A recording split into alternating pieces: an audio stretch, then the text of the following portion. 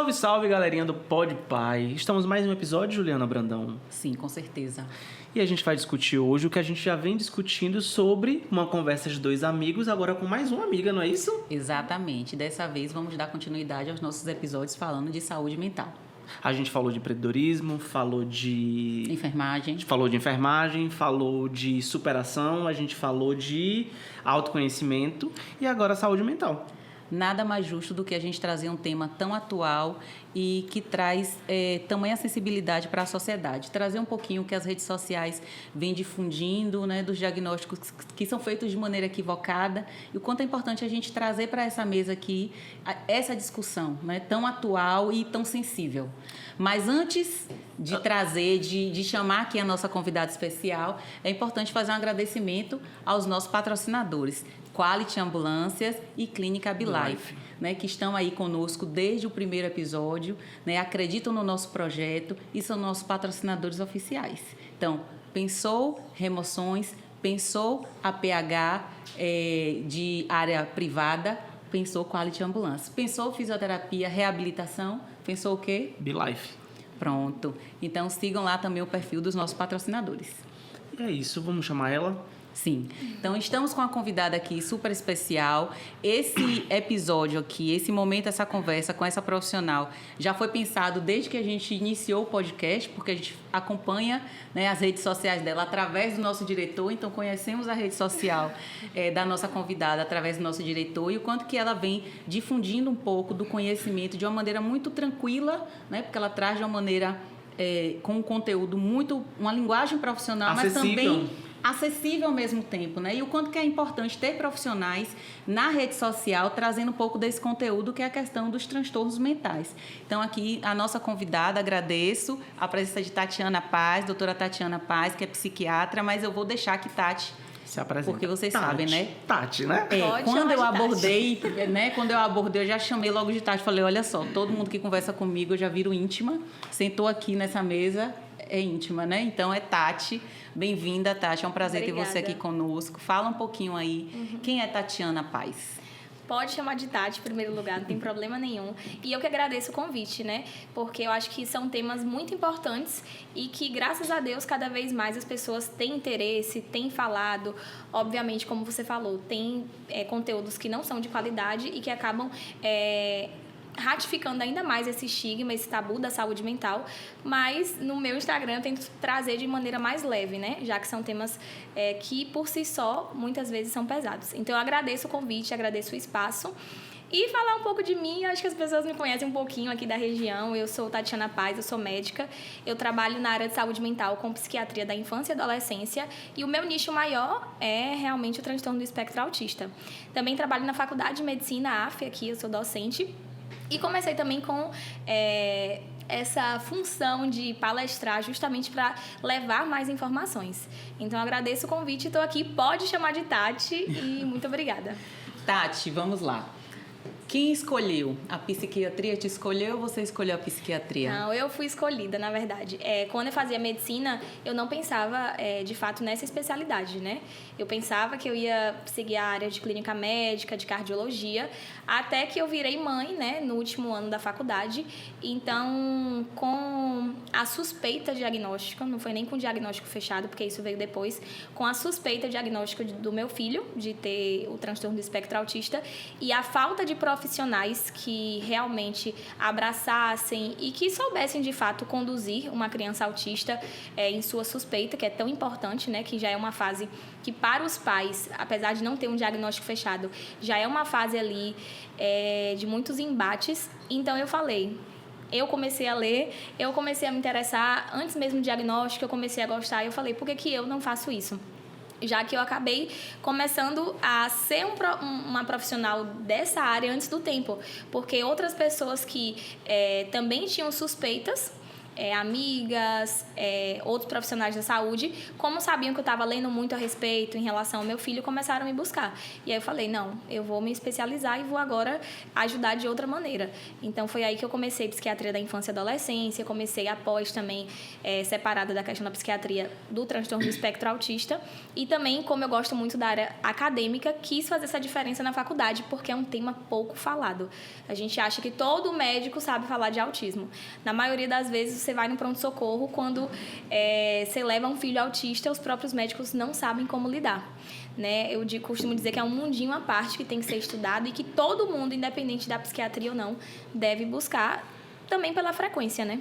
Na realidade, quando a gente fala em pronto-socorro, aumentou muito a frequência. No pronto-socorro, eu trabalho no pronto-socorro pediátrico, a gente percebe o quanto de criança que a gente está recebendo, ou com diagnóstico fechado, ou com suspeita, e o quanto que, infelizmente, nós, enquanto profissionais de saúde, não estamos preparados para. Seja, primeiro, pela classificação, né, que a gente, em algumas situações, classifica essa criança como azul, né, e a gente percebe que essa criança classificada como azul, ela não tem condições de ficar numa recepção lotada, onde você acaba irritando ainda mais, né? Então, a conversa que a gente tem com alguns colegas criança diagnosticada com autismo, a gente precisa reclassificar ela de forma diferente, porque ela não tolera aquele ambiente. Uma ou outra pode até tolerar, mas quando a gente vai para o diagnóstico, para a situação em si, são crianças que irritam muito mais fácil, não é isso, Tati? Sim, e como você falou, primeiro do aumento, né? No último Congresso Brasileiro, em outubro, de psiquiatria, que não foi nenhum congresso de psiquiatria infantil, o geral é o transtorno que mais aumenta, 450% ao ano. Então, daí a gente vê a importância de todo mundo, seja desde o professor, o enfermeiro, o médico, tá buscando sobre o tema. E eu sou filha do Novais, né? Eu trabalhei no Novais quase 2 anos, no pronto-socorro do São José, lá em Leusa, Santa Casa, e realmente a gente vê muito e tem que mudar essa classificação. Hoje mesmo, aproveitando, eu vou contar o episódio. Eu fui com meu filho no LAP, justamente fazer a coleta de sangue, e ele entrou como prioridade, né? Obviamente por ser autista. E quando eu cheguei lá, tinha uma outra paciente minha, que a mãe falou, doutora, tô aqui como prioridade. Só que eu entendo, né, que dentro das prioridades tem idosos, tem várias pessoas, mas é aquela coisa, a prioridade tinha 11 pessoas esperando. E as crianças dentro do espectro não têm essa tolerância, muitas vezes, algumas sim, quando são níveis 1 de suporte.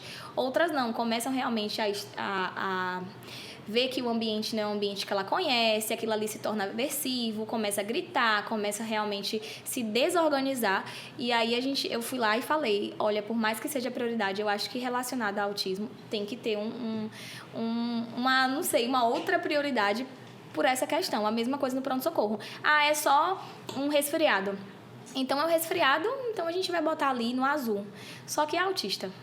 Então, ali, esperar na recepção pode ser aversivo, o excesso de ruídos, de luz. Então, a depender da criança, o atendimento tem que ser imediato. Tati, só para que as pessoas que não têm conhecimento, né, consigam compreender, fala um pouquinho dos conceitos. O que é que diferencia o TDAH do transtorno do espectro autista, dessas classificações? Traz um pouquinho essa clareza para as pessoas que estão nos vendo, né, nos ouvindo. Então, tanto o TDAH como o transtorno do espectro autista, eles estão englobados nos transtornos do neurodesenvolvimento. O que seria isso? Que já começa na infância. No caso do autismo, a criança já nasce autista. Ou seja, ela não se torna, não é uma coisa que pega, que se adquire depois de uma infecção. Não. E nem tem a ver com vacina também, como isso é muito difundido em rede social. Então, como são transtornos do neurodesenvolvimento, já vem com a criança, a gente poderia até fazer um diagnóstico precoce, com 9 meses, com 10 meses, mas os comportamentos que vão chamando a atenção, os pais vão percebendo ali por volta de 1 ano, por volta de 2 anos. E quando a gente fala do espectro autista, é uma condição muito mais, como que eu posso dizer, muito mais delicada. Por quê? Porque o TDAH, ele tende a manifestar mais tarde e a gente tende a ver aquela tríade, né? A desatenção, a impulsividade e hiperatividade. O autismo não. Ele tem um mundo de alterações sensoriais, de déficit na comunicação e interação social e nos comportamentos estereotipados, restritos, específicos em determinadas atividades. Então, a criança que muitas vezes tem um atraso de fala significativo, é uma criança que às vezes não faz contato visual, que às vezes não interage com outras. Então, para você lidar, e às vezes até não tem uma hipo ou uma hipersensibilidade ao toque, as questões dos ruídos. Então, para você lidar é muito difícil. E quando a gente fala de autismo, é um mundo, porque antes o autismo ele tinha outras classificações. Tinha a síndrome de Asperger, tinha o autismo infantil, o autismo não especificado. Desde 2013 se engloba tudo. Transtorno do espectro autista. Então, quando você fala transtorno do espectro autista, agora tá desde aquela criança que tem sinais bem sutis àquela criança que já tem um caso mais grave. Então, a gente engloba hoje nos níveis de suporte. Tem o nível 1 de suporte, que é aquela criança que oraliza, né? Ela verbaliza, ela consegue ter independência na vida diária, precisa de um suporte muito básico. Tem o nível 3, que geralmente vem associado a uma deficiência intelectual e que vai precisar do suporte do outro para praticamente todas as atividades de vida diária. E tem o nível 2, que é aquela criança que tem inflexibilidade de comportamento, que ainda não oraliza, mas que não é algo estático, que pode se tornar dinâmico à medida que ela é estimulada, pode passar para o nível 1. Então, não sei se respondi muito bem a pergunta. A questão do autismo, ele é muito mais delicado, porque os sintomas podem vir de todas as partes sensoriais, não só a questão de um comportamento específico de interesse em uma coisa e relacionada à comunicação. Dentro das questões sensoriais, envolve tudo, até a questão da seletividade alimentar. Eu tenho pacientes que têm 6 anos e que nunca mastigaram, que todo dia o mesmo tipo de leite, que faz acompanhamento com o nutricionista e que não consegue mudar isso.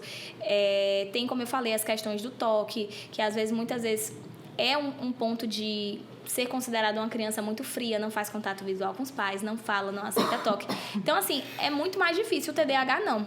Não é que o TDAH não é difícil. O TDAH também tem os seus prejuízos, né, na vida tanto social, ocupacional, na vida acadêmica, mas em relação ao autismo é um transtorno muito mais leve, digamos assim. É possível ter o transtorno do espectro autista e o TDAH? Sim, porque o principal comorbidade, 1/3 dos autistas tem TDAH associado.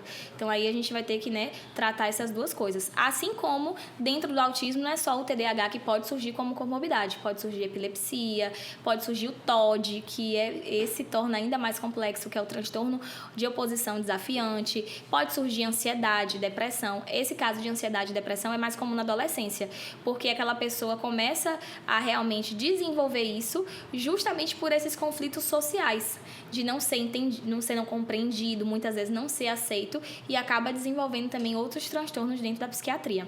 Na verdade, são poucas crianças que têm só o autismo.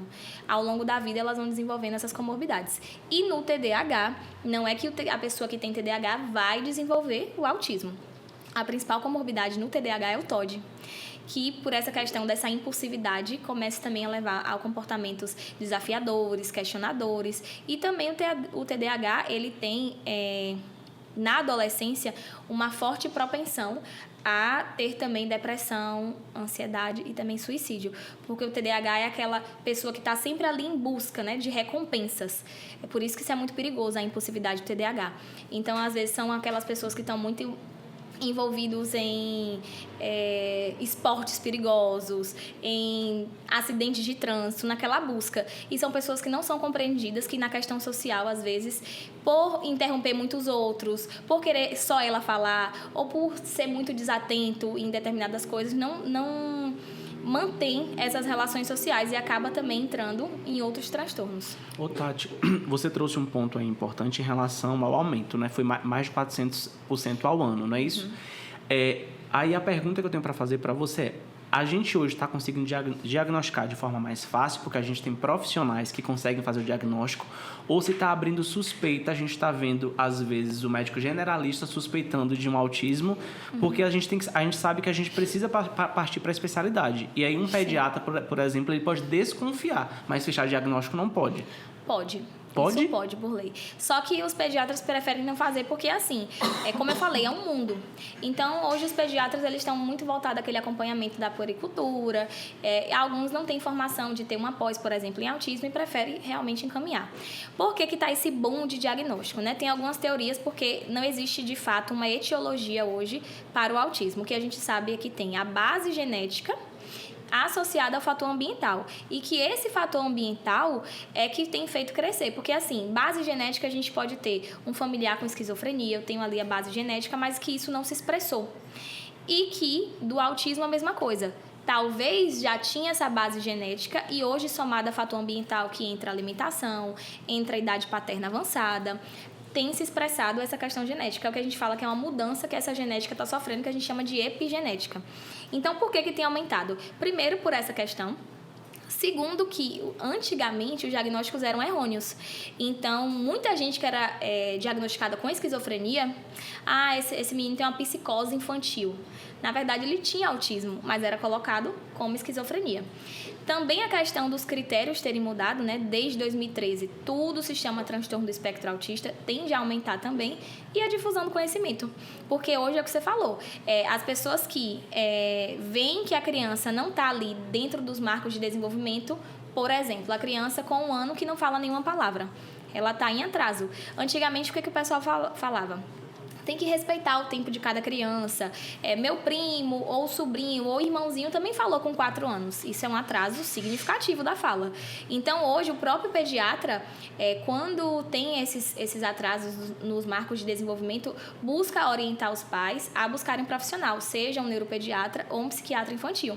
Então, hoje, a mãe entra no Instagram e também vê muitos sinais precoces de autismo. Eu tô achando que meu filho não tá olhando no olho. Então, ela vai, muitas buscam. Então, tá chegando mais pra gente algo que chegava na vida adulta, às vezes, como ansiedade. E quando ia investigar, na verdade, não é ansiedade. Essa ansiedade está sendo fruto de um diagnóstico que não foi dado na infância de autismo. Então, essa questão da difusão do conhecimento tem feito realmente aumentar o número de diagnósticos por uma coisa óbvia, né? Hoje as pessoas buscam e antes não buscavam. Levavam ali como fulano é antissocial, aquela menina é esquisita, gosta só de ficar no quarto, não gosta de ninguém, mas que tinha nome, né? Então, voltando um pouquinho para a sua fala inicial, que você foi escolhida, né? E que você percebeu uma fragilidade dos profissionais que tinham expertise no diagnóstico, no tratamento. O que foi que você percebeu e o que é que você traz, assim, de orientação, né? Porque esses marcos de desenvolvimento, como é que eu posso perceber? A gente ainda tem muita questão cultural, apesar da difusão do conhecimento, e principalmente por nós termos na rede social conteúdos bons e conteúdos deletérios, conteúdos que são ruins. Então, como é que essa mãe pode estar atenta sem também extrapolar, né? Porque tem uma questão aí de... Então, tudo é igual, todo mundo hoje tem TDAH. Exatamente. Não é? Então, como é que essa mãe pode ficar atenta? O que foi que chamou a sua atenção? E aí você já era estudante de medicina, você já tinha um conhecimento prévio, e muitas das mães não têm acesso ao psiquiatra, ao neuro, né? Então, como é que... Conta um pouquinho, assim, desse momento que você começou a perceber e quais essas dificuldades que você enfrentou para levar você a estudar psiquiatria. Porque, assim, por que eu estou perguntando isso? Eu estava dando uma aula de cuidados paliativos e aí eu, comparando a sua história, por isso que eu perguntei assim, por que você fez, né? Sim. Porque eu já imaginava que tinha alguma coisa a ver com o seu filho e num vídeo desse você fala também. Então, tinha quem fundou os hóspices, né? Que é aquela casa para as pessoas em cuidados paliativos, era uma assistente social. E aí ela percebeu, ela já tinha fundado os hóspices, ela percebeu que ela precisava de enfermeiros e ela se formou em enfermagem. E aí, mais adiante, ela precisava de médicos, ela se formou em medicina. E aí você traz que você ia por uma linha e você adentrou a psiquiatria. Então, assim, será que todo mundo, não todo mundo, porque nem todo mundo faz medicina, mas assim, que fragilidade é essa que nós temos dos profissionais que fazem, que fizeram com que você desviasse, né, do que você queria enquanto especialidade para se dedicar à psiquiatria, né, sendo que tem outros profissionais psiquiatras. Então, assim, Sim. Já pensou se todo mundo da medicina que tem um filho que suspeita do diagnóstico do transtorno do espectro autista tem que fazer psiquiatria porque não confia que tem profissionais para isso? E aí eu queria que você falasse um pouquinho dessa fragilidade que nós temos de profissionais. E aí eu não estou falando só do psiquiatra, não. Estou falando da equipe multi, porque todos nós temos que ter acesso aos sinais, aos sintomas, ao que a criança nos traz, porque todos nós somos um filtro, né? Então, enquanto enfermagem, eu me vejo como um filtro. Às vezes, o profissional que está acompanhando, profissional pediatra, profissional médico, que está comigo não vai perceber, mas eu posso perceber e eu posso chamar a atenção dele para isso, claro. né? Então, que fragilidade foi essa que fez você sair de uma especialidade e decidir fazer? São várias coisas. Primeiro, antes de responder essa parte, muitas mães hoje que têm um filho autista acabam fazendo alguma pós em ABA, por exemplo, que é uma ciência que é naturalística para desenvolver a criança. Então, realmente tem essa fragilidade no sistema, e eu digo quando eu dou o diagnóstico para uma criança no consultório.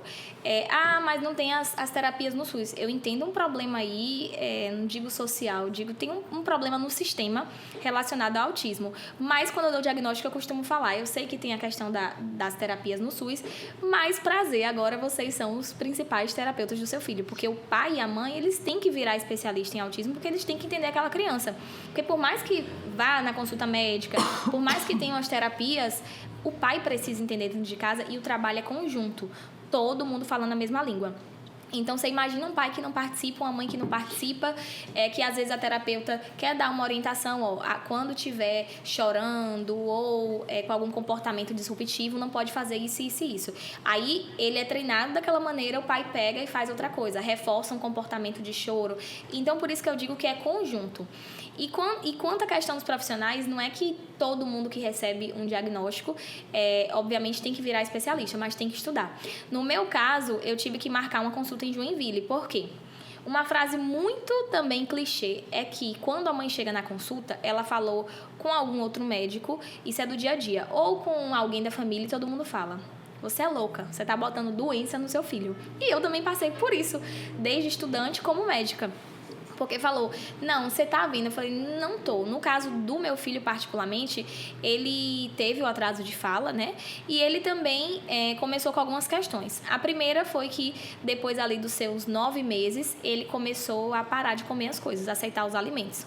Então, a criança que comia de tudo, comia brócolis, comia feijão, arroz, começou a não aceitar nada. Aí os pais pensam logo, tá com a garganta inflamada, leva no pediatra, não, tá resfriado. Aí vai passando um mês, vai passando 2 meses, a criança não aceita mais. Isso pela seletividade alimentar que começou. Mas ele aceitava tudo e deixou de aceitar. É porque tem uma regressão própria do autismo em algumas crianças, por um fenômeno chamado de poda neural, que pode ter uma regressão de algumas habilidades. Então, isso foi uma coisa que me chamou a atenção. Não tá certo, eu já olhei a garganta, não tá comendo. Associada ao atraso de fala, associada à questão de ficar no chão, olhando para a parede, ou olhando para o teto, rindo sozinho. Associada a alguns movimentos de mãozinhas que eu falei, isso aqui não sei, não tá certo, é um tique, é um movimento estereotipado, mas obviamente a medicina me ajudou. Então eu pude observar de maneira bem precoce, porque tem que ser precoce o diagnóstico, depois eu vou explicar por quê.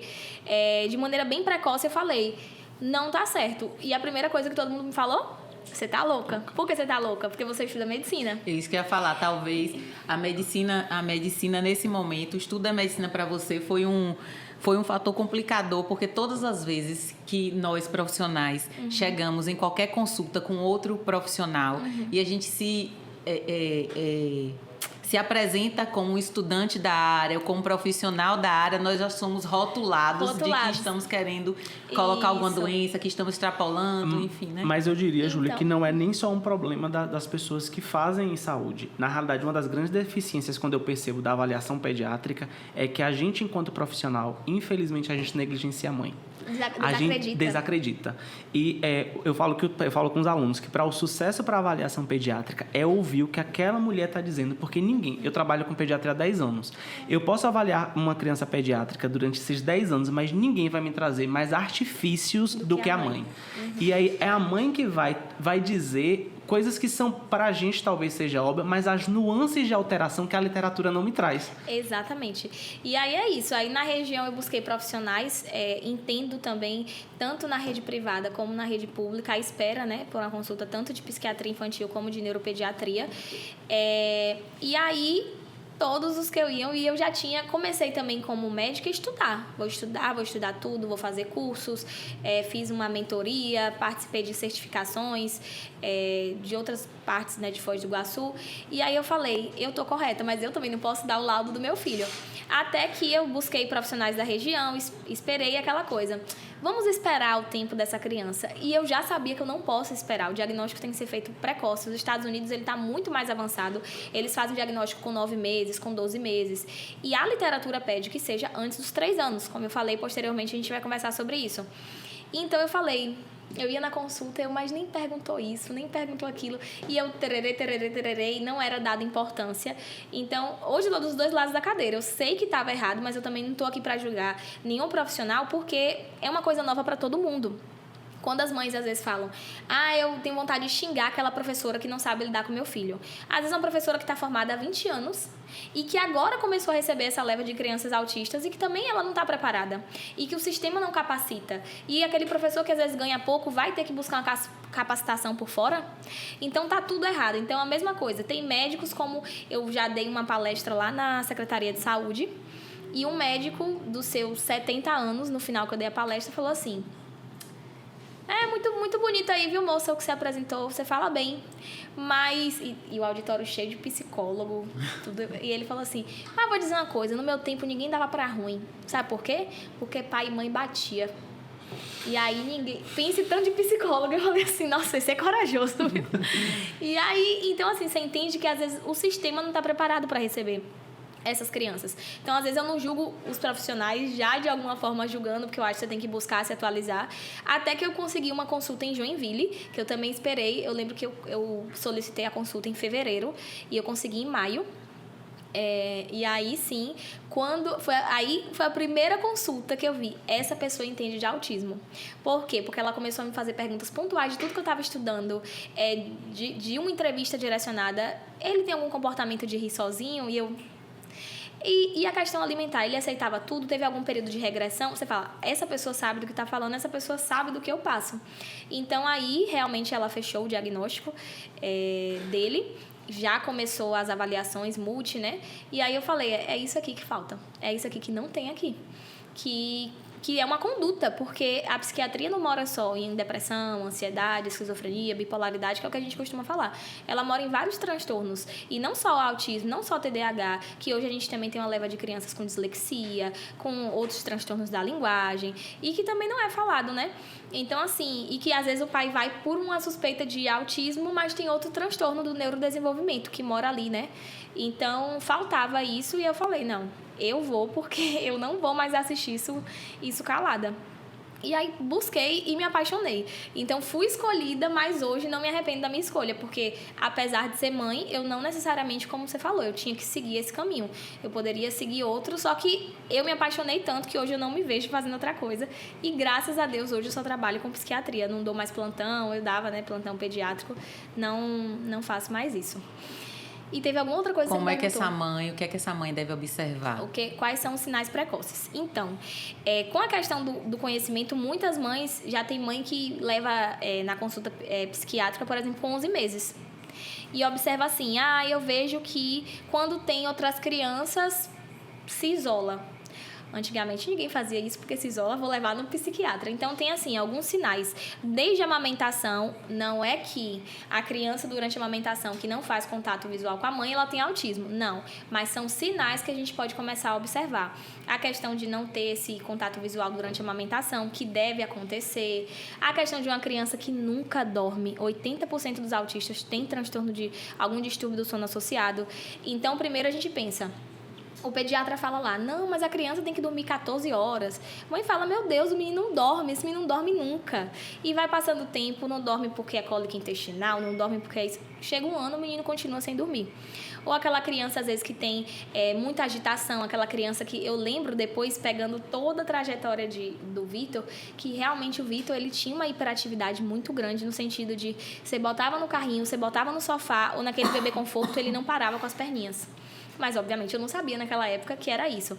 A questão de não aceitar a introdução alimentar ou aceitar a introdução alimentar e depois parar, a questão do contato visual e do interesse dessa reciprocidade, que a criança ali com seus 6 meses, ela já começa a ter interesse mais por pessoas, por objetos, e que muitas crianças ficam ali na dela, com contato visual mais baixo, chega alguém, não faz questão de brincar, não faz questão de dar esse sorriso, né? Uma outra coisa são os movimentos que surgem também precoces, os movimentos estereotipados. Aquela criança que começa a balançar as mãozinhas ou começa a fazer algum comportamento repetitivo. Isso também é um sinal. E o atraso da fala, eu digo que é o principal, porque a gente negligencia. A gente fica esperando, vai falar e não busca ajuda. E esse atraso de fala, como eu falei, não necessariamente está relacionado ao autismo, mas pode estar relacionado a outros transtornos de linguagem. E a importância da gente levar de maneira precoce, uma vez que a gente observa isso, é que até os 6 anos a criança tem um processo que a gente chama de neuroplasticidade, que é quando aquele cérebro está ali como uma esponjinha para filtrar muitas informações, para aprender muitas habilidades. Então, se eu faço um diagnóstico precoce e eu começo a estimular essa criança, ela tem uma chance muito maior de ser independente na vida adulta. Depois que a criança perde esse período de neuroplasticidade, que esse cérebro já não está fazendo aquela quantidade de sinapses, para ela aprender, às vezes, uma mesma habilidade que ela aprenderia com 30 dias ou com 60 dias, ela pode demorar 1 ano. Então, isso é muito sério. Até a gente fica, logicamente, que não é que a mãe vai ficar depressiva porque foi levar um filho na consulta com 7 anos. Mas eu vibro quando leva com 1 aninho. Porque eu sei que acho que na internet você pode até buscar tempo é cérebro, janela de oportunidade, porque a gente sabe que aquele cérebro está mais ativo para isso, né? Que a facilidade da criança vai ser maior de recuperar essas habilidades em atraso quando bem trabalhada. Então, por isso a importância do diagnóstico precoce e de observar esses pequenos sinais, né? E a questão, como eu falei, da interação social também. Uma criança que não só tem interesse relacionado a brinquedos, a brincadeiras dos pais, mas também quando vê outra criança, tende a não ter esse interesse.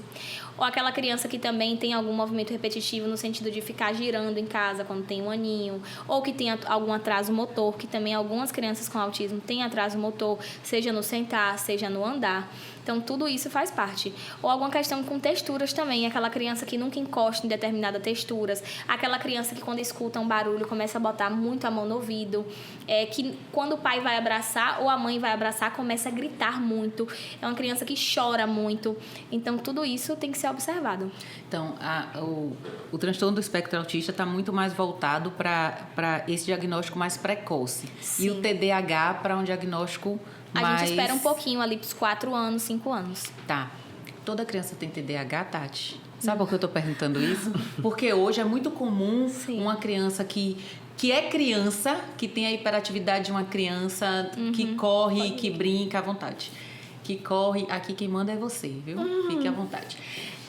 Que corre, que brinca, que conversa muito, tá sempre muito ativa. Então, toda criança hoje tem TDAH. É hiperativa? Toda criança hiperativa tem TDAH. Isso não tá acontecendo só com TDAH, não. Eu vou falar do TDAH. Isso também com ansiedade. Todo adulto quer dizer que tem transtorno de ansiedade. Ou então você tá triste por alguma coisa... Você fala, eu acho que eu tô com depressão. Porque é muita informação e a gente acha. Como teve uma aluna que falou, eu acho que eu sou autista porque eu não gosto de som alto. Mas não é um critério que vai fazer o diagnóstico. E lembrando que tanto para o autismo, como para o TDAH, como para a ansiedade, como para a depressão, para qualquer transtorno na psiquiatria, deve existir um prejuízo significativo na vida. Então, quando a gente fala assim, toda criança tem TDAH porque ela é hiperativa, isso está gerando prejuízos de vida, porque a criança com TDAH, ela tem os seus prejuízos. O primeiro que a gente costuma ver é o prejuízo acadêmico. Aquela criança que está sempre ali desatenta, que começa uma atividade e não termina, que a professora fala, meu Deus, pede para ir no banheiro, pede para beber água, não quer ficar em sala de aula. Então, assim, nem toda criança tem que cumprir alguns critérios que causem, no final das contas, um prejuízo, seja na vida social, laboral. Então, a internet não é Mas local do diagnóstico. Mas também eu vou e volto. Porque também muita gente desacredita na criança. Fala, essa criança é preguiçosa. Essa criança não quer fazer isso. Até isso acontece também com a deficiência intelectual, de não entender que a criança tem uma deficiência intelectual. Às vezes os pais batem, mas aquela criança não está entendendo. E ela também está apanhando sem entender por que ela está apanhando. Então, assim, eu vou e volto. Tem muita gente que posta, nem tudo é TDAH, mas frente ao comportamento tem que buscar avaliação, porque pode ser essa criança está em sofrimento. Porque essa criança que fica hiperativa, sobe e desce no 220, não é só os pais que estão sofrendo, os professores que estão sofrendo. Essa criança também cansa, porque ela está ali sempre em atividade, então ela precisa também de um olhar. Então, nem tudo é TDAH, mas também os comportamentos a gente tem que levar. Não é, logicamente, eu recebo, tem pais que eu falo não tem, e fala tem.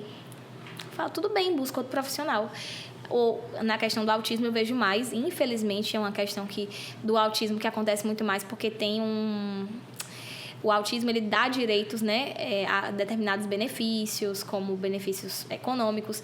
Então, às vezes eu dou um diagnóstico ao contrário, eu dou de TDAH e o pai fala, não, é autista. Eu falo, não é autista, é autista. Eu falo, mas como é que uma pessoa quer que o filho seja autista? E já teve casos em consulta no SUS que a mãe falou, por favor, bota que é autista, porque esse dinheiro já pagaria meu aluguel. Então, assim, a questão do autismo... Você percebe a fragilidade social. Eu percebo muito mais do autismo, apesar da internet divulgar muito mais que tudo é TDAH. Eu percebo, trabalhando no SUS, muito mais essa questão de que tudo é autismo. Eu percebo muito a justificativa da hiperatividade da criança, né, nos seus marcos legais e fisiológicos. Mas eu percebo muito do adulto também. Hoje o adulto vem trazendo muito isso, não só do transtorno de ansiedade, mas TDAH. Todo mundo... o meu déficit de concentração é o TDAH, porque eu estou mentalmente cansada, estou trabalhando muito, estou cansada, eu tenho TDAH. Né? Então, eu estou muito hiperativa. Fuga. Eu estou TDAH, então meio que uma fuga mesmo, né? Esses diagnósticos, tem algum exame específico, para esses diagnósticos, ou existem alguns testes? Como é que esse diagnóstico é feito? Então, tanto para o autismo como o TDAH não tem um marcador biológico, né? O autismo é um transtorno, o TDAH também, que tem muitos genes envolvidos e que não existe um exame ainda que diga, como algumas síndromes genéticas. Eu faço aquele marcador biológico, saio e posso dar o diagnóstico.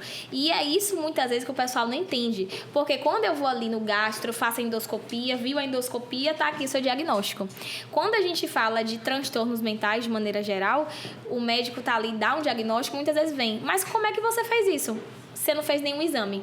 Em alguns casos, a gente pede alguns exames para descartar outras coisas, mas tanto o autismo como o TDAH, não existe um estudo, um exame, um eletroencefalograma que vai dar o diagnóstico. O diagnóstico é clínico, ou seja, baseado no relato, né, anterior dessa criança. O TDAH também tem que ter o relato anterior, a gente dá o diagnóstico na vida adulta, mas tem que ter a história com os pais, porque é um transtorno que se manifesta antes dos 12 anos. Inclusive, para o manual de psiquiatria que a gente usa, um dos critérios é esse, que esses comportamentos tenham sido presentes antes dos 12 anos de idade, não só na vida adulta. Aí questiona-se TDAH. Então, além de não ter o exame, a gente vai coletar muito ali da história pregressa dessa família com a criança. Do relatório escolar, acaba que é um documento para mim muito importante. Obviamente, nem sempre vem da maneira que eu quero, alguns vêm Ctrl+C, Ctrl+V, mas eu pego bons relatórios que ajudam, porque a criança, a professora, é uma pessoa que fica com a criança toda manhã, então ela sabe dizer alguns aspectos socioemocionais, como essa criança está no desempenho em relação ao grupo, se ela interage com os pares. Então, a história, o relatório escolar e aí vem a equipe multi, que eu posso fechar um diagnóstico sem esses relatórios da equipe multi, mas quando eu vejo ali que eu preciso, aí eu peço avaliação de outros profissionais. No TDAH tem uma boa avaliação, que é a avaliação neuropsicológica, mas que ela é cara e ela não existe no SUS, né? Geralmente uma avaliação neuropsicológica ela deve estar custando aqui uns R$ 2.500, então nem todo mundo tem condição de fazer, eu também não posso esperar por isso. Então, tem algumas escalas que indicam sugestividade que a gente pode aplicar durante a consulta e com o próprio psicólogo, que não seja neuropsicólogo ou psicopedagogo, a gente também obtém algumas informações para fechar. Então, o diagnóstico é clínico, não existe exames, tem algumas avaliações e escalas que nos auxiliam, mas, fora isso, envolve toda essa equipe, história da família. Se o paciente verbaliza também, a gente vai, no caso do TDAH também, entender um pouco da história dele, né? De dar essa credibilidade. E no caso do autismo, a gente vai observar também os comportamentos da criança em consultório, né? Pode falar. Pode. Como é que você vê a questão da medicalização do TDAH, principalmente na fase adulta, os que são diagnosticados na fase adulta, né? Então, hoje e os que não têm, na verdade, não é nem os que não têm, porque se não tem diagnóstico não é TDAH. Mas, assim, a questão do déficit de concentração, do cansaço mental. Então, hoje está tudo muito medicalizado. As pessoas estão se voltando muito para a questão da medicalização, porque eu preciso otimizar os meus estudos. Né? Como é que você percebe esse movimento de medicalização, assim, de maneira... digamos, aleatória. Né? Digamos assim. Acabou levando essa fama porque quem não tem TDAH quer o remédio de quem tem TDAH para aumentar essa produtividade no trabalho, porque sabe que é uma medicação que quem toma, eu tenho até colegas ou amigos que falam, consegue essa receita amarela, porque eu tomei isso aí, realmente eu fiquei ali trabalhando, nem me dispersei. Então acaba prejudicando esse grupo e dando essa coisa na internet de que tudo é medicação. O TDAH, a maioria precisa de medicação. Por quê? Porque realmente já gera prejuízos de não estar tendo atenção no que faz, se distrai facilmente, ou a própria questão também da hiperatividade, que não deixa a pessoa estar participando daquilo ativamente. Então, a medicação muda vidas, e muda a vida principalmente da criança. Até o professor falta beijar a gente, porque a gente pede o relatório anterior, né, para saber como é essa criança, e também ali depois da medicação, com 30, 60 dias, a gente pede um novo relatório, para poder ver como essa criança está em sala de aula. E realmente essa criança que tinha um caderno vazio, porque essa criança evadia muito, porque essa criança não conseguia ficar sentada e ficava ainda prejudicando os colegas com essa questão da hiperatividade, ou essa criança perdia o foco muito rápido, o professor vê que isso muda. Então, o TDAH, ele traz muito benefícios com a medicação e é importante numa fase da vida da criança ou na vida adulta se realmente está sendo, de fato, tendo algum prejuízo. O autismo, não existe uma medicação. O TDAH existe medicações específicas para ela. O autismo, o tratamento não é medicamentoso. O tratamento é com equipe multidisciplinar, as terapias, desde fono, psicopedagogo, psicólogo, terapia ocupacional, algum caso de algumas crianças, a terapia nutricional, quando tem seletividade alimentar, musicoterapia, tem outras abordagens também que ajudam a criança. A medicação no autismo a gente vai usar como sintomática para tratar algumas questões. Por exemplo, uma criança que tem um distúrbio do sono associado. Então, a gente vai tratar para essa criança conseguir dormir, para essa criança no outro dia não estar irritada, porque a criança que não dorme, até no outro dia para aprender habilidades, isso vai estar também, prejudicado, e também para a família dormir, porque aquela família é o suporte daquela criança. Então eu vejo mães que falam, não dou remédio para dormir, fica até 4 horas da manhã. Aí chega no outro dia, falta terapia, no outro dia tá chorando, no outro dia, por essa resistência. E a gente trata por um período à medida do que vai surgindo. É um autista que não tem comportamentos disruptivos de auto e heteroagressão. Não vou dar risperidona. Mas tá batendo em todo mundo, tá se batendo, eu vou deixar essa criança se lesionar, eu vou deixar essa criança nessa situação? Não. Então, por um período, por um momento, eu falo sempre aos pais, uma fase, não é igual remédio de hipertensão, de diabetes. A gente vai manter, à medida que for se adequando às terapias, a gente vai fazendo esse desmame e vai vendo como a criança tá. As medicações são muito importantes, porque realmente, até diz assim, algumas mães, mas tem toda a equipe. Tem mães que falam, mas tem toda a equipe, eu tô pagando tudo. Tá, mas tá tendo aproveitamento da terapia? Porque às vezes uma criança autista que tem TDAH associado como comorbidade, na terapia tá pulando, sai da sala da terapia, pega um brinquedo, já que não consegue criar esse vínculo com o terapeuta, começa a medicação pro TDAH, começa a ficar sentado nas terapias, começa a ter rendimento nas terapias, começa a desenvolver. Então, assim, a medicação ela é importante nesses casos, né? Tá gerando prejuízo e que a gente vai fazer a prova terapêutica e ver como essa criança responde. E sempre com dose adequada, porque a gente está lidando, né, com criança. Mas acaba todo mundo querendo hoje medicação, porque são medicações, no caso do TDAH, que a gente sabe que realmente aumenta esse foco e aí estão sendo utilizadas para outros fins. Como o caso do Venvance, que é uma medicação também para o TDAH, que acaba sendo muito utilizada para perda de peso. Eu vou emagrecer, eu vou começar a malhar, eu vou tomar o Venvance. Bota o Venvance na lista, que é uma medicação que foi criada para o TDAH, e acaba virando isso, né? Até a questão do foco mesmo, né? Alguns profissionais usam bastante. E que depois só consegue realizar as mesmas atividades com a medicação. Quando não está com a medicação, fala, não, eu não consigo. E acaba se tornando dependente. Um outro ponto, Tati, que também é sobre os transtornos mentais que a gente tem visto, é o número de suicídio que tem aumentado na pediatria. Né? A Sociedade Brasileira postou esse ano que houve um aumento de 40%, se eu não me engano. E eu não sei se você viu um caso que repercutiu bastante, foi o caso de Sammy, na Flórida, que foi uma criança que sofreu bullying, né? E ele acabou se suicidando, uma criança de 10 anos. Na minha prática, né, o que eu tenho percebido? A gente via a questão de suicídio e mutilação em crianças de 15, 16 anos. Hoje, cada vez está mais cedo, mais novo, né?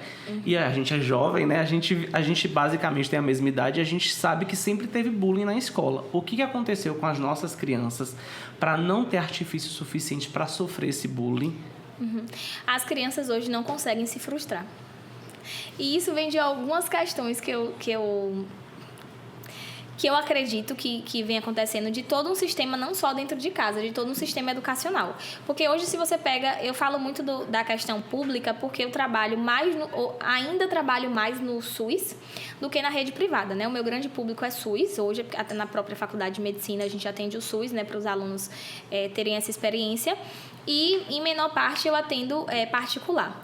Então, se você pegar até o próprio sistema educacional, a criança ela não pode se frustrar mais. Ela não pode ter uma caneta vermelha, ela não pode reprovar de ano, ela não pode mais perder o ano.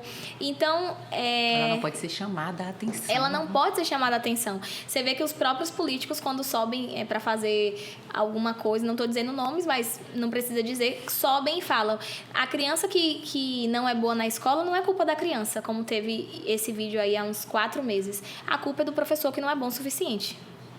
Então, que credibilidade esse professor está tendo, né, de mudar isso? Então, as crianças não se frustram. Como eu tive uma criança de 12 anos, ali, já de criança para adolescente, e que tinha esses comportamentos, e que foi para a UPA, e que chegou lá no consultório, e que falou, não, eu vou, me trouxeram aqui por mim, eu vou fazer.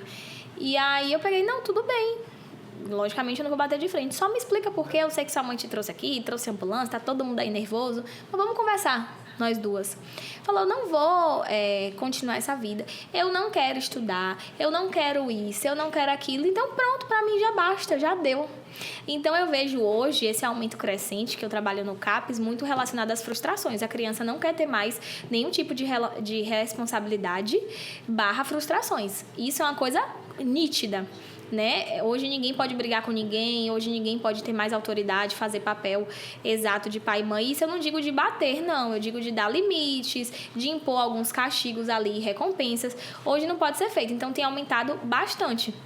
Eu digo que isso é o número 1, na minha opinião, e na visão que eu tenho tido de todos os dias, de até conversar com essas crianças de 10 anos, de 11 anos, que eu quero entender o motivo, até a ponto de estudo mesmo, entender quais são os motivos. E eu vejo que é uma frustração, algo que gerou ali, que poderia ter sido solucionado, ou que já é um problema que vem de um problema de base e que não teve limites anteriores. E, na realidade, quando a gente vai na busca de um motivo sólido, porque o que a gente percebia, principalmente na pediatria e adolescência, geralmente o motivo de tentativa de suicídio das meninas de 13, 14 anos eram violência sexual, né? Eram meninas que acabaram sendo expostas, foram violentadas e acabavam tentando cometer suicídio. Hoje a gente não consegue algo sólido, né?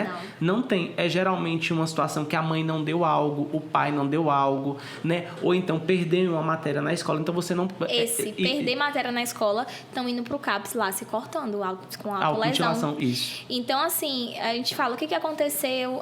Eu tirei 6 e tá todo mundo... Tô com vergonha disso, tô com vergonha de entrar na escola. Porque antes é o que você falou, esse grupinho era mais relacionado a coisas que não é que a gente não pode dizer que não é relevante, porque às vezes pra criança tirar uma nota baixa para ela é muito relevante. Mas antigamente a gente via mais relacionada a criança que sofre maus tratos, que sofre abuso sexual, distorções de imagem, entra aí os transtornos alimentares, seja bulimia, anorexia, fazia também muita a questão do suicídio. E hoje a grande leva não é um transtorno alimentar, não é algo psiquiátrico de base.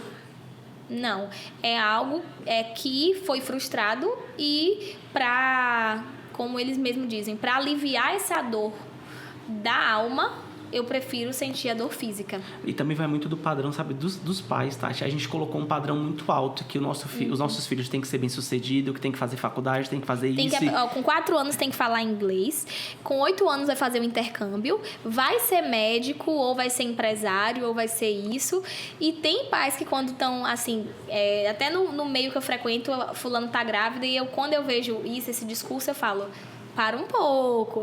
Se tivesse a minha vivência do CAPS, eu ia dizer, não cria tanta expectativa. Porque os próprios pais se frustram também, né? Vai que vem uma criança com alteração, algum transtorno, como a questão do autismo. Porque todo mundo planeja o filho ideal. Eu quero que meu filho tenha um nascimento saudável, que com 2 anos eu possa fazer isso, que com 3 anos eu faça uma viagem. Pergunta para a mãe de autista como é fazer uma viagem com a criança. Porque está mudando o ambiente... tanto o ambiente de lazer, como também o próprio hotel, a cama que dorme.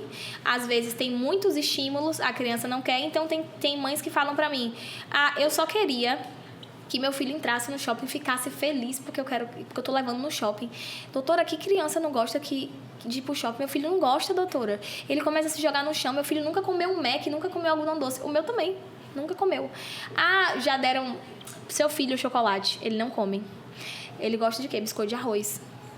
E não é porque eu tô fazendo dieta, é que ele gosta de ovo, biscoito de arroz, tapioca, cuscuz só pode ser puro, não pode ser... Entende? Então, tem essa frustração que você falou. A gente planeja muito o filho ideal e aí começa o problema.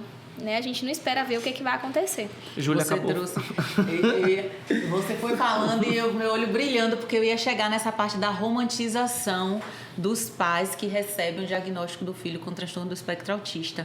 Né? Então, a gente tem aí uma pessoa muito famosa, que é Marcos Mion, né? Que tem Romeu, que inclusive tem uma lei aí, né? Que estabeleceu a questão da identificação, né? Para isso. E tem muita questão da romantização, e às vezes os pais que recebem esse diagnóstico e não se enquadram nesse perfil de que é um presente, né? E que meu filho veio para que eu possa aprender. E não é que não seja isso, porque os filhos, e eu sou mãe também, então os filhos são sempre um presente. Sim. Mas é a questão da expectativa, né? Quando eu estava nas minhas 2 gestações, o pessoal perguntava muito assim, você quer o quê? Eu falava, saudável. Você quer o quê? Saudável. Por quê? Porque a gente sabe das implicações, como você traz aí, a questão ir no shopping, fazer uma viagem. E aí eu vou trazer para quem é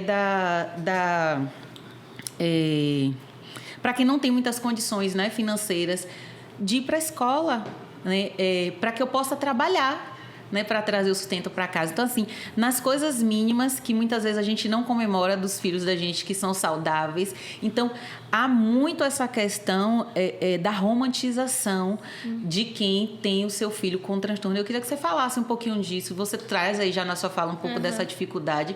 E não trazendo que há arrependimentos ou que não gosta, não é isso, mas é que há uma dificuldade e que às vezes os pais que não conseguem romantizar, eles são taxados como frios, né, que não gostam dos filhos. Não é, porque existe uma dificuldade. É porque quando a gente fala de autismo, que eu falei, é um espectro, né, desde aquele com manifestações mais sutis até casos mais graves ou severos, se é que pode chamar severo.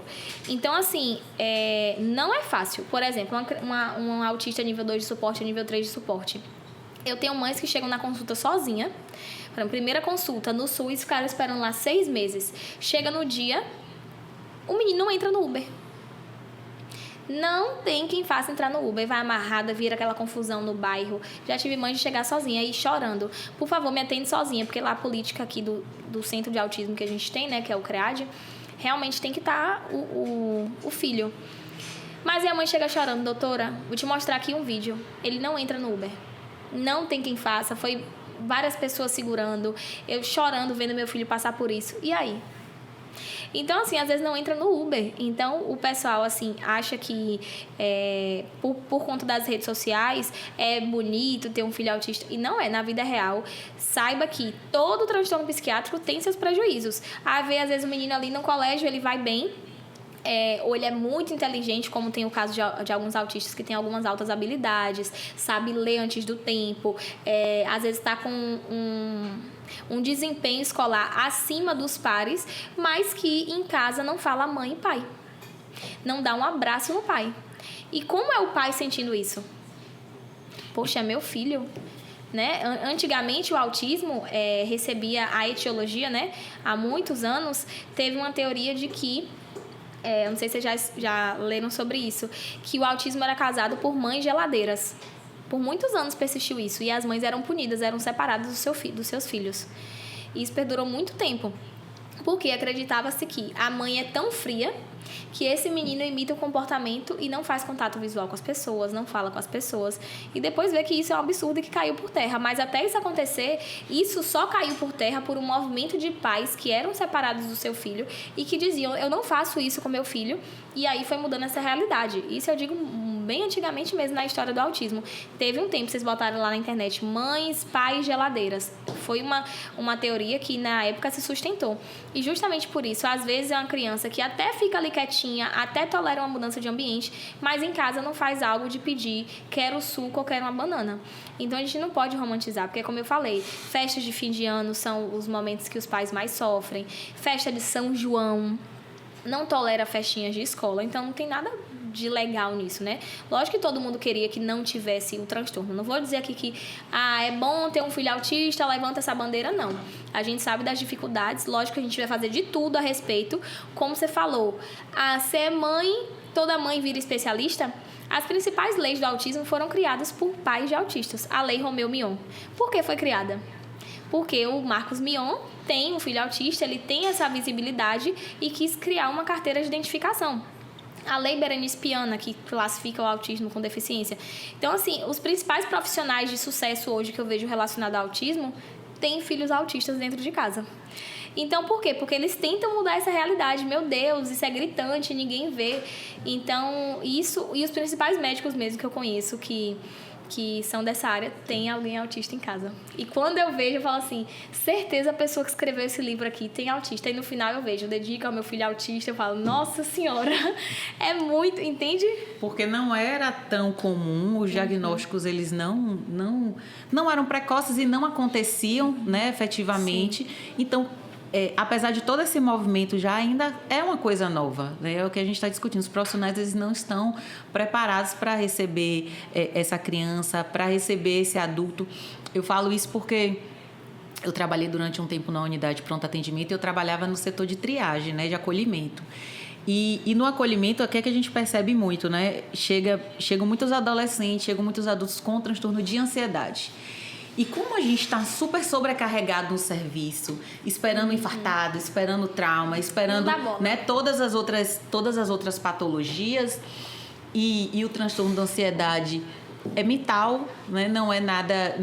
tem reflexos físicos, né? Mas a gente tem essa dificuldade, então a gente já classifica assim, tá sem o que fazer. Tá pressão normal, não tem nada de sinais estáveis, isso, tá tudo estável e a gente acaba criticando muito. Isso não tá sem o que fazer, tanta coisa pra fazer, uma menina nova dessa. É o freguês do pronto-socorro. Não, é isso. E então a gente tem essa característica. Eu me questionei muito quando uma colega que foi fazer uma palestra sobre contenção mecânica, eu sempre falo isso para ela, Alciene, ela foi fazer uma palestra sobre contenção mecânica, né? E aí ela falou do perfil de nós profissionais que estamos tão sobrecarregados do serviço que quando chegam pacientes com qualquer tipo de transtorno mental, às vezes a gente não tem paciência para acolhê-los, para recebê-los, né?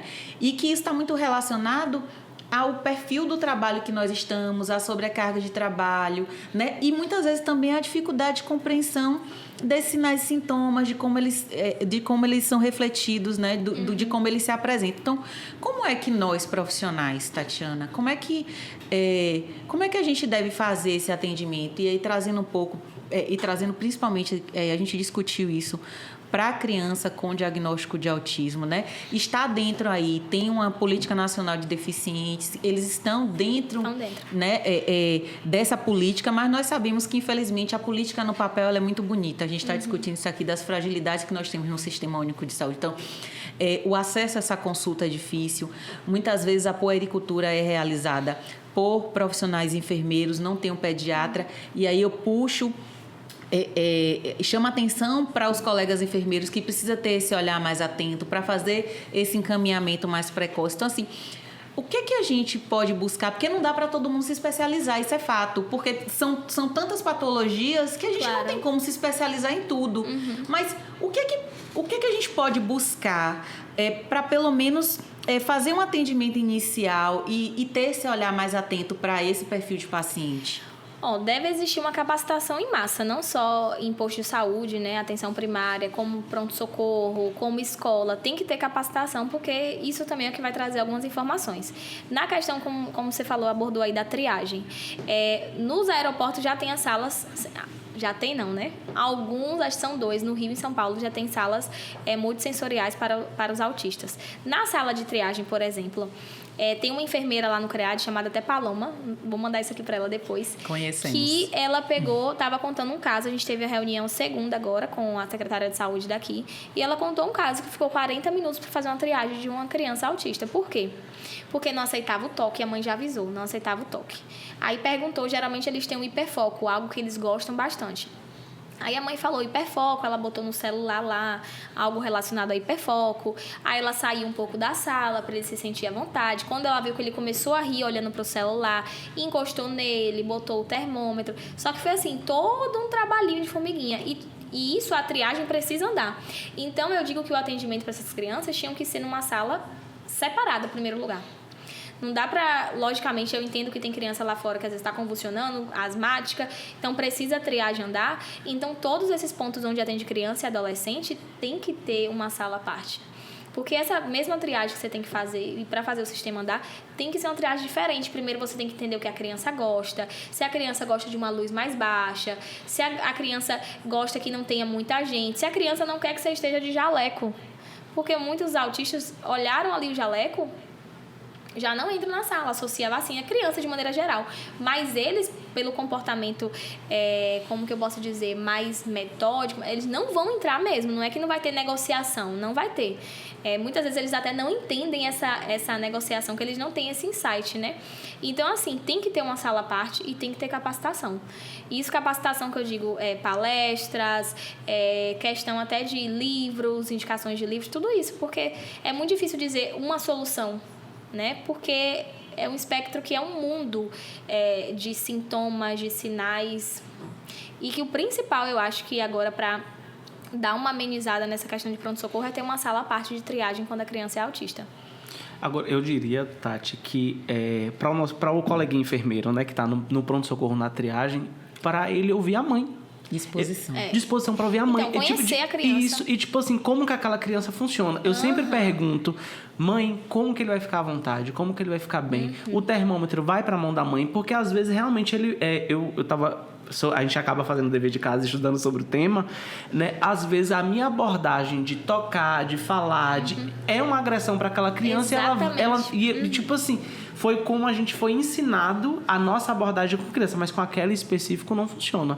Então sempre será, mãe, como que vai ser a abordagem? Você conduz a abordagem, né? E hoje as mães, elas vêm muito mais preparadas assim, meu filho é autista, né? E aí vira e mexe, às vezes eu vejo alguma criança classificada como verde. Na classificação, se fosse uma criança que não teria o transtorno, ela realmente era classificada como verde ou azul, mas só em ter, né, o transtorno em si, ela deve ser classificada como, no mínimo, amarela, para a gente diminuir o tempo. Infelizmente, alguns pediatras não têm essa consciência.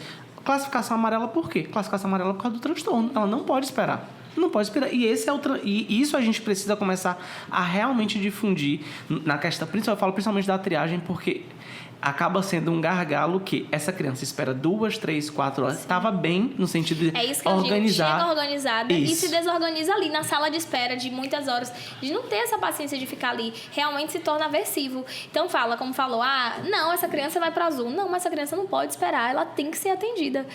Isso aí é um problema. Inclusive, essa informação aí que eu peguei de manhã hoje, eu falei o nome, acabei falando o nome do laboratório, mas eles falaram, toda criança autista, quando entrar lá no LAP, não pegar a ficha prioridade, pegar a ficha emergência, eles autorizam.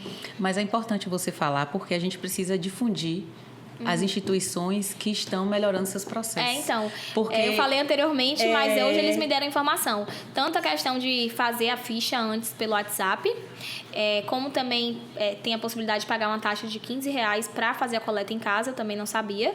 E se for o caso de ir, pegar a ficha como emergencial, que aí eles, quando é autista, pegou a ficha emergencial, atendimento imediato. Assim, como servidora do Sistema Único de Saúde, né, a gente sabe que existem muitas fragilidades, mas existem alguns ajustes que podem ser feitos. Por exemplo, agora mesmo aqui no estado da Bahia, a gente está implementando o acolhimento com classificação de risco com parâmetros para os falcêmicos.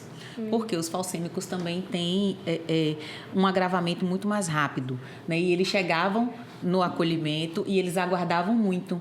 Né? Por quê? Porque era dor e o falcêmico já sente dor generalizada. Né? Então, existem outras complicações. Então, é realmente a questão desse trabalho mesmo. E eu vejo que você é muito engajada aqui na região, em difundir mesmo esse conhecimento para chegar, mas eu acho que a gente também precisa estar disposto. Sim. Eu acho que, enquanto profissional, a gente precisa estar disposto, que as academias elas precisam falar mais sobre isso. Igual o cuidado paliativo, se falava muito pouco de cuidado paliativo na graduação, né, em todas as áreas, e hoje se fala mais do cuidado paliativo, porque a gente extrapolou o cuidado paliativo para o paciente oncológico, que estava na sua terminalidade. Então, hoje a gente trabalha com as doenças crônicas, né, e o cuidado paliativo. E assim são os transtornos mentais, porque a gente vem aumentando o diagnóstico, justamente porque hoje também, graças a Deus, a gente tem profissionais mais qualificados e que estão fazendo esse diagnóstico mais precocemente, as pessoas estão melhor informadas. E o estilo de vida também, né? A gente precisa realmente trazer um pouco disso para a academia, para o antes, porque o próprio sistema ele não está dando conta de capacitar esses profissionais que já estão, como você trouxe, um profissional muito mais velho que traz uma fala arcaica. Uma fala agressiva até, porque também. Não é nem só arcaica, não é uma fala de tamanha ignorância para um profissional de saúde, né? Sim. Mas então a gente tem esses profissionais e que o processo de qualificação do sistema ele é mais lento. Então, estar nas academias, né? Estar na academia falando sobre isso, na graduação da equipe multi, né? De todos os profissionais de saúde, é importante, né? Seja com projetos de extensão, né? Seja com ligas dentro das faculdades particulares. Então, é importante isso. E é o que você falou das leis. Às vezes as leis existem, mas não são executadas. Então, eu tenho aqui alguns exemplos. Por exemplo, a questão do laudo, né? Que o Senado Federal já aprovou que o laudo da criança autista não precisa ter essa renovação anual. Como as mães que, às vezes, para um cadastro de uma medicação, precisava passar de novo na consulta médica, às vezes não conseguia, perdia o cadastro da medicação, a criança ficava batendo cabeça em casa porque não tem um laudo renovado. Já está em vigor essa lei e alguns locais ainda não fornecem a medicação porque fala, não, esse laudo aqui é de 2022, eu não vou dar o remédio do seu filho. Sendo que a receita médica está atualizada, né? Mas não está o laudo atualizado e não vou liberar. Então, o diabético todo ano tem que pegar lá, olha, eu sou diabético. Entende? Então, assim, não são executadas, como a questão da Ciptea, que o Marcos Mion, ele lutou muito aí, e aqui, por lei, todo município tem que fornecer a Ciptea. E aí, quando foi, não criticando os municípios, porque me receberam abertamente, eu sugeri em Borarema fazer a Ciptea. O prefeito acolheu de imediato e teve realizado lá a entrega da Ciptea. Itajuípe e Léo também muito disposto. Vamos fazer a entrega das Cipteas? Vamos ver quantos autistas tem no município? O Léo falou na hora. Léo e Raul, que também é vereador lá, fez a entrega da Ciptea. Aqui o município de Itabuna também.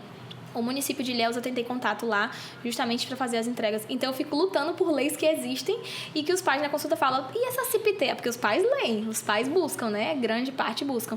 Onde eu faço essa Ciptea?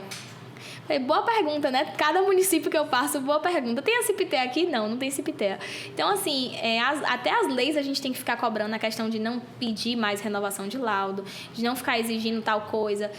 É complicado. É porque para além da complexidade do diagnóstico, do que os pais têm que lidar diariamente com o desenvolvimento do seu filho, você tem que lidar com essas questões burocráticas que estão em lei, mas não estão em vigor, porque elas acabam não acontecendo, né? E a gente fala disso quando a gente fala da Política Nacional do Deficiente, fala de tantas outras políticas nacionais que a gente não consegue. A perícia tem mãe que chega lá chorando e fala, não consegui, eu não trabalho porque meu filho demanda e eu não consegui o benefício porque entrou lá e a perita falou, esse menino fala e me olhou no olho, ele não é autista. Então todo autista... Porque assim, à medida que você vai fazendo as terapias, essa questão vai aumentando, né? Aumenta o tempo de contato visual, a criança que passa por fono começa a realmente desenvolver a fala. Então fala, não olha no olho, não é autista, não tem direito ao benefício. E uma consulta, é um momento ali que dura seus 1 minuto, 2 minutos e fala, benefício negado. Com laudos médicos, com avaliações de outros profissionais e mesmo assim é negado. Eu estou aqui olhando, viu, Tati? Porque como eu pedi para o povo mandar perguntas, eu estou vendo se eu perguntei tudo que o pessoal mandou, né? Aí eu tenho um relato aqui que diz assim, eu me lembro de perguntar se tinha um prognóstico bom e se ele ia falar algum dia. Então, nesses momentos que você faz o diagnóstico, né? O que é que você percebe de maiores dúvidas, de maiores anseios desses pais? Assim, é realmente saber se tem cura, se vai melhorar, essa angústia, principalmente no Sistema Único de Saúde, com as possibilidades de terapias que eles vão encontrar. Existe o benefício do LOAS, né, o BPC, e a gente sabe que é um benefício irrisório, pequeno, que muitas vezes as pessoas largam suas profissões, largam os seus trabalhos, porque precisa se dedicar ao seu filho, é um benefício... E que tá errado, né? Porque o benefício tinha que ser da criança, porque se fosse um benefício de fato, a mãe tem que parar de trabalhar. Aí você recebe lá 800, 900 reais. Ou seja, para a mãe que não consegue no SUS, às vezes, uma terapia, aquele dinheiro seria destinado ao quê? Às demandas de uma alimentação diferenciada, que às vezes tem muitos autistas que têm intolerância à lactose, à glúten, então é uma dieta mais cara. Aquele dinheiro deveria ser destinado à criança. Mas a mãe tem que parar de trabalhar, aquele dinheiro fica sendo da casa. Então, assim, e ainda assim, esse dinheiro muitas vezes é negado. Poucos pacientes meus conseguiram perícia aqui de primeira. Geralmente são 2, 3 vezes. Aí elas pedem, por favor, renova o laudo só para ver uma data atualizada. Aí você fica naquela, nada é cumprido, você acaba renovando, mas você sabe que não precisaria renovar, sabe que o psicólogo não precisa fazer um novo relatório confidencial, mas é o que tem, né? Aí eu sempre oriento, falo mesmo. Não tenho vergonha de dizer aqui, grava. Porque o óbvio precisa ser gravado. Porque o profissional está dizendo, ou então, mãe, para lá na cadeira e fala, chama a polícia. Então, eu vou chamar a polícia aqui agora. Porque eu tô com 2 médicos me dizendo que a criança é autista, eu tô com um psicólogo, minha criança não tá indo para a escola por tal e tal coisa, e você tá me dizendo que não é? Então, peraí, eu vou chamar a TV, eu vou chamar, infelizmente, porque é o óbvio para elas. E é uma mãe que às vezes saiu de casa num sofrimento para chegar ali, já esperou às vezes 90 dias para aquela data, para a pessoa dizer de cara. Então, assim, ninguém também se coloca nessa questão dos profissionais de estar na pele do outro, né? E a questão do prognóstico, isso é muito difícil falar. Por quê? Porque tem autistas que a gente sabe que mesmo sem terapia vão ter uma boa evolução. Aqueles que puxam lá mais ali da parte do espectro no nível 1 de suporte. Tem alguns que mesmo com a equipe multi vai desenvolver, mas vai desenvolver pouco. E tem alguns que com a equipe multi aí sim vai ter, mas cada um é muito individualizado. E tudo depende também do tempo, da idade do diagnóstico e do tempo que começou essa estimulação. É o que eu falo, a gente tem a neuroplasticidade ali, se a gente faz o diagnóstico precoce e começa a trabalhar essa criança desde pequenininha, ela tende a ter um bom prognóstico. Mas uma criança que, obviamente, o pai tem que levar, mas leva com 9, 10 anos. A gente já fica assim, não verbaliza, né? Não oraliza. Então, 10 anos. A gente sabe que pela literatura, por tudo que a gente tem, a chance é muito baixa. Muito baixa mesmo. Diferente quando o paciente tem menos de 7 anos. Não é que a gente vai falar para a mãe, não, seu filho não vai falar. Mas a gente sabe, como eu falei, por uma literatura, não pelo que eu acho. Pela literatura que a chance é bem pouca. Mas vamos ali, mãe, vamos lutar. E como eu falei, a questão do SUS, se no autismo as terapias teriam que ser de 20 a 40 horas semanais e o SUS fornece 30 minutos a cada 15 dias, 20 a 40 horas semanais. O que diria isso? Um acompanhante ali na escola e no contraturno as terapias. Aí eu tenho no SUS 30 minutos quinzenais. Que às vezes para uma criança autista se organizar durante a terapia, se adaptar ao ambiente, leva 10 minutos. Às vezes os 30, dependendo. Às vezes os 30. E acabou a sessão. E aí você vai ver de novo com 15 dias. Então a eficácia é colocada em... Então eu digo pro pai e pra mãe, faz pós em aba, tem pós em aba aqui, tudo bem que você não vai ser mestre em aba com aporte de R$200, mas busca. Eu indico alguns canais também, no consultório toda mãe já sabe lá, eu coloco alguns canais que eu confio, de alguns profissionais que dão dicas, porque os pais vão ser a principal fonte de estimulação daquela criança, desde tá dando banho na criança, quando tá tirando a roupinha ali, falar, olha filho, você tá tirando, por mais que o menino não fale, você tá tirando essa bermuda preta, essa blusa azul, agora a gente vai pegar o sabão é branco, você vai passar o sabão na barriga. Ah, doutora, mas eu falo isso, ele nem olha pra minha cara. Mas você vai falar todo dia, porque um dia ele vai olhar pra sua cara. E um dia você pode estar achando que não, mas ele ali tá entendendo. E um dia ele vai falar isso. Então, assim, é um trabalho de formiguinha e diário. Lê pro seu filho, mas ele não tá nem aí pra leitura. Leia todo dia. O autista adora a rotina. Então, depois que você tá ali 1 ou 2 meses lendo, quando ele pode não falar, mas quando chegar aquele momento da leitura, ele pega a mão do pai. Isso aí é muito clássico. Eles utilizam muito o membro do outro, né, pra alguma atividade. Então, ele pega a mão do pai e, tipo... é a leitura, agora é o momento da leitura. Eles pegam muito uma rotina fácil. Então, depois até essa leitura ajuda essa criança a começar a verbalizar algumas coisas. Então, são trabalhos que é dentro de casa. Ah, em vez de estar em celular, em vez de estar em telas, vamos botar ali para brincar com tinta guache, com giz de cera, com lápis de cor, pegar bacia, brincar com água, brincar com gel de cabelo para ter acesso a outras texturas, com areia, com planta. Tudo isso são formas de estimulação dentro de casa, que os pais podem fazer, independente de ter terapeutas no SUS, porque a gente sabe que a quantidade de horas de estimulação, às vezes, não vai ser adequada. Então, por isso que eu digo, eles têm que ser os principais. E tem mães que sabem mais de autismo, mãe de paciente minha, que sabem mais de autismo que muitos profissionais, que usam os termos, olha, eu usei tal reforçador lá em casa hoje, deu certo. E eu falo assim, gente, entrou aqui sem saber nada. Às vezes se negando de que o filho era autista, mas como a gente fala, mexeu o doce, ou seja, procurou saber e hoje usa termos, hoje sabe lidar com o filho, porque quanto mais você estuda, mais você vai ter facilidade de entender e lidar com a criança. Então, isso é fundamental. Como não limitar o desenvolvimento do seu filho com a superproteção?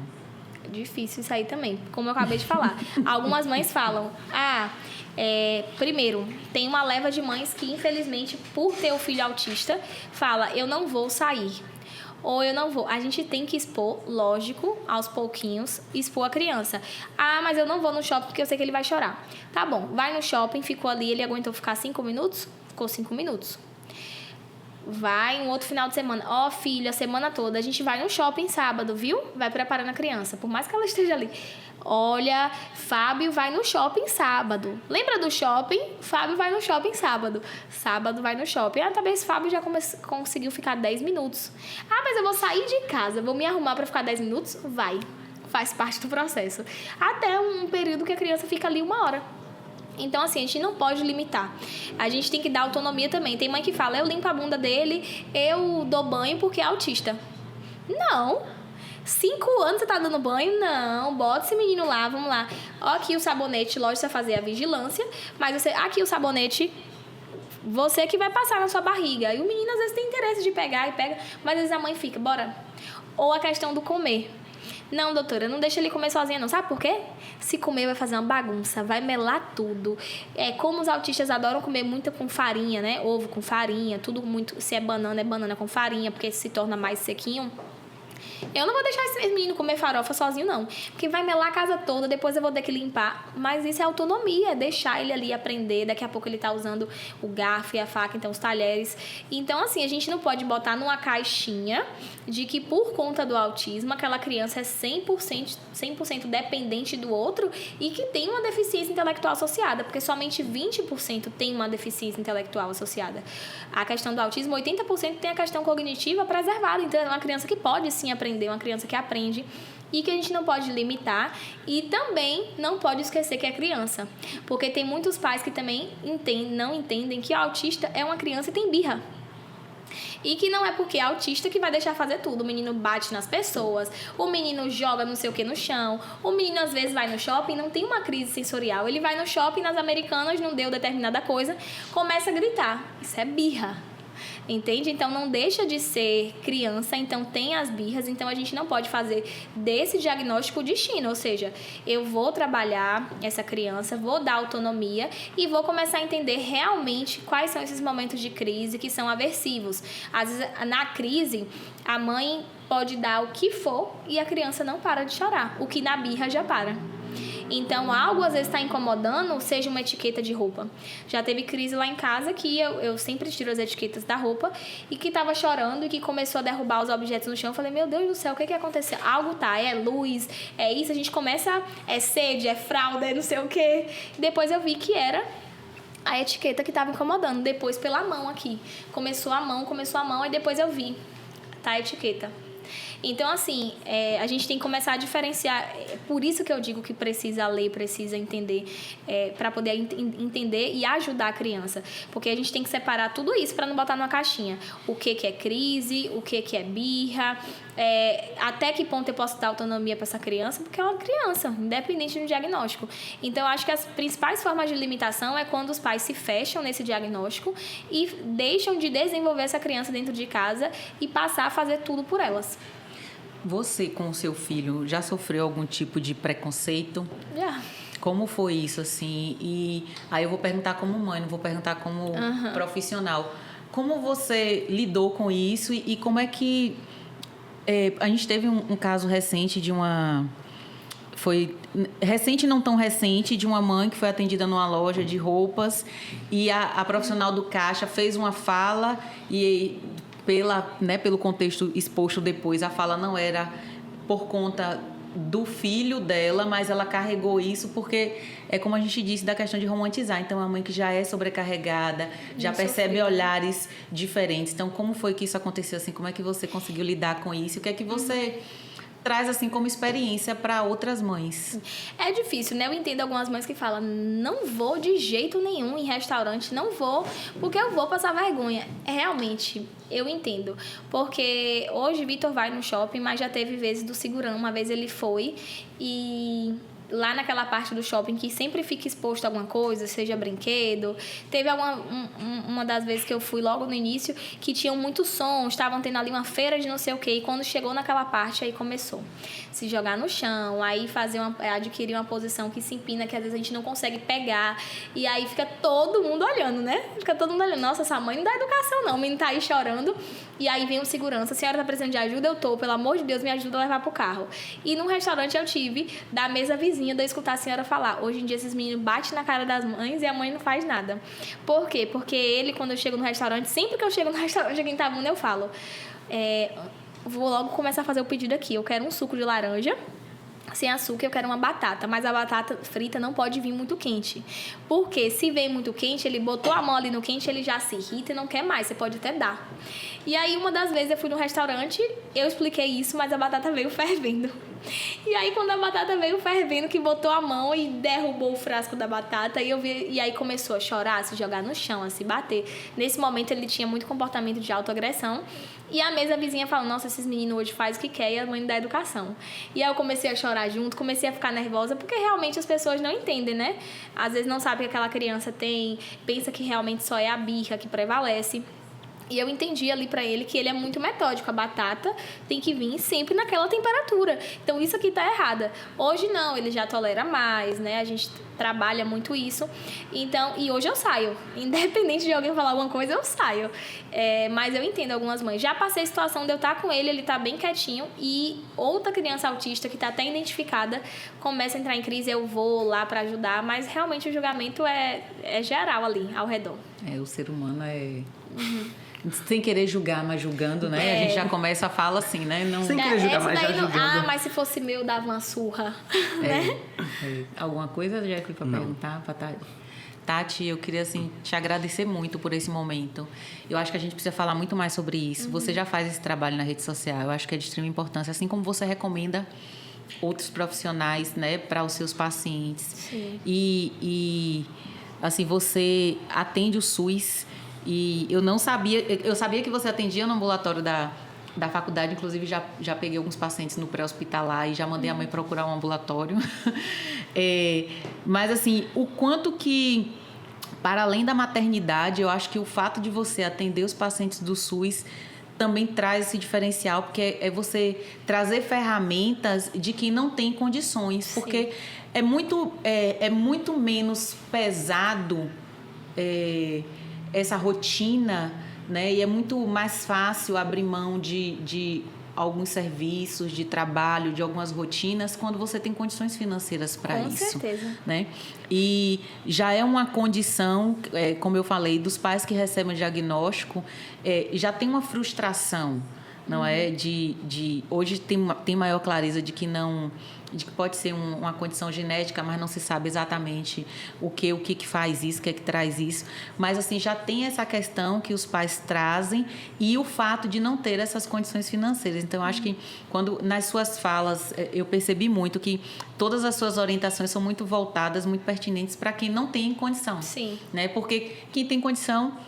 Marcos Mion tem condição, oferece todas as terapias para o meu desenvolvimento. Os pais da rede privada já estão com a equipe multi. Mas... E ainda assim eles têm dificuldade. Eu estava conversando com uma amiga...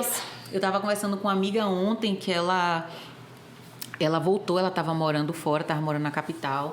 E aí fez a opção de voltar e a gente não tinha tido a oportunidade de conversar ainda. E quando eu coloquei a caixinha ontem, ela me chamou no direct... E aí falou que o filho dela tinha recebido o diagnóstico, que ela não tinha conversado isso com muitas pessoas ainda e que ela voltou porque ela tinha muita dificuldade de dar a assistência que o filho dela precisava, mas não dificuldade das terapias, mas dificuldade da presença, por conta da rotina de uma capital. Né? E que aqui no interior ela encontrou algumas dificuldades na busca por profissionais, na busca por uma escola que atendesse as expectativas dela e o que o filho dela precisa. Então, assim, mas que ela foi feliz porque ela foi encontrando esses profissionais. Então, assim, é um trabalho que precisa ser difundido aqui na nossa região também. Por isso que eu perguntei muito, assim, como é que nós, profissionais... Eu sou enfermeira da urgência, né? Então, eu sou generalista e o meu perfil é da urgência. Então, mas eu atendo pacientes assim e eu atendo famílias assim, porque é para além... Exatamente. Do paciente, né? Tem todo um contexto por trás. Então, o que é que a gente pode buscar? O que é que a gente pode fazer? Então, assim, parabéns pelo trabalho que você tem feito. Eu já vi que você já foi na Câmara de Vereadores com o Diego numa época, né? Eu já vim acompanhando esse processo já há algum tempo. Então, eu acho que a gente precisa falar mais sobre isso mesmo. Então, muito obrigada por ter aceitado esse convite. Que bom que deu certo. Sim, né? A gente tentou algumas vezes, a gente não estava conseguindo alinhar o horário, mas que bom que deu certo. Eu espero realmente que quem está vendo, né, tenha conseguido, que a gente tenha conseguido sensibilizar um pouquinho, né, enquanto profissional, que eu preciso ter essa busca também, que eu não posso esperar pelas instituições, eu não posso esperar por uma capacitação do Ministério da Saúde, do Estado, do município, que enquanto profissional eu tenho que ter essa busca para prestar uma assistência de melhor qualidade, para prestar um serviço mais digno para o meu usuário, para aquela mãe, né, para aquele acolhimento. Então, acho que a gente precisa falar mais sobre isso mesmo. Que bom que as faculdades já estão trabalhando, que bom que você está no ambulatório, né? Então, assim, fico muito feliz, espero que a gente consiga ter chegado um pouquinho mais próximo, né, das pessoas que vivenciam isso diariamente, né, e que a gente possa falar mais sobre isso. E como você falou, que eu usei espaço aqui para falar de algumas instituições que tiveram esse olhar, a Faculdade de Medicina aqui também abriu muitas portas, né, a AFIA. Ano passado não, eu já estou em 2025, esse ano em abril, a gente realizou junto com o diretor, né, Luciano Torinho, o primeiro congresso de psiquiatria e neurologia aqui da Bahia, e tivemos um convidado autista, né, o Marcos Petri, que ele é um palestrante tanto no Brasil como no exterior, e que a faculdade teve esse olhar, mesmo com o custo alto, trouxe outros profissionais também que tratam de TDAH, que tratam de autismo. Então, dentro do lado da faculdade, eu tenho certeza que os médicos que estão sendo formados agora foi a primeira turma. Eles já têm esse olhar, justamente porque teve essa adesão à psiquiatria infantil. E todos os outros que assim formarem já vão ter esse olhar. Porque ninguém passa ali... Hoje eu estou no IESC 5, que é o 5º semestre, eu estou no 6º, eu estou no 7º e eu estou no internato. Então, não deu certo no 5º de entender as coisas, vai estar no 6º, vai estar no 7º, a gente vai falar muito disso, a gente fala muito disso. Então, eu tenho certeza que essa leva de profissionais que vem, não só porque eu trabalho lá, já está vindo diferenciada com esse olhar. Porque eu coloco para ter criança, para ver a realidade, conto a realidade do SUS, né? E aí fala, nossa, acontece isso, acontece. E que vão chegar nos seus espaços de trabalho e que precisam ser agentes multiplicadores. Exato, porque vão encontrar com profissionais que não tiveram essa oportunidade. sociedade e que eles serão agentes multiplicadores, Exatamente. né? Uhum. E eu vi também, eu tô falante, né, amiga? Um pouquinho, mas pode seguir.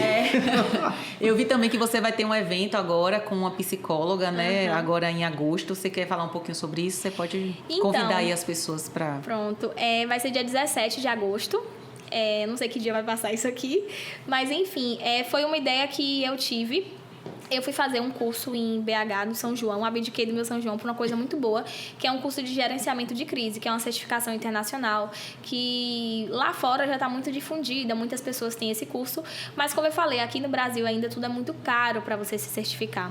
E não é que eu vou reproduzir essa certificação, mas eu já tinha pensado, porque as próprias mães me pedem, alguns profissionais, como que eu lido com esses comportamentos disruptivos, de autoagressão, de heteroagressão, tem alguma prevenção que eu posso fazer para essa criança não se desorganizar? Então, eu já tinha pensado e escrevi algumas coisas para fazer uma tarde, né? Um encontro com esses pais, com profissionais também que tenham interesse. E depois do PCM, isso acendeu ainda mais em mim, né? De fazer algumas técnicas de segurança básica, de ter um profissional como psicólogo também para entrar nessa questão de comportamentos antecipatórios. E aí eu decidi fazer em agosto, porque eu falei, se eu ficar demorando, isso nunca vai sair. Porque desde o outro semestre que eu estava com essa ideia, só que eu estava trabalhando muito no congresso que a gente fez aqui. Depois veio o Congresso Internacional de Psiquiatria Infantil, que eu fui no Rio, então eu tive que ficar uma semana lá. Veio o PCM e eu falei, vai vindo coisas. Então, eu vou botar a data e coloquei, né, que é um sábado, dia 17. E aí, mais uma vez, a AFIA, né, o professor Luciano Torinho, cedeu a questão do auditório. E a gente vai fazer lá. Aí no meu Instagram, essa semana, eu já vou divulgar algumas coisas de horário, de data. A data eu já falei. E a questão de inscrição.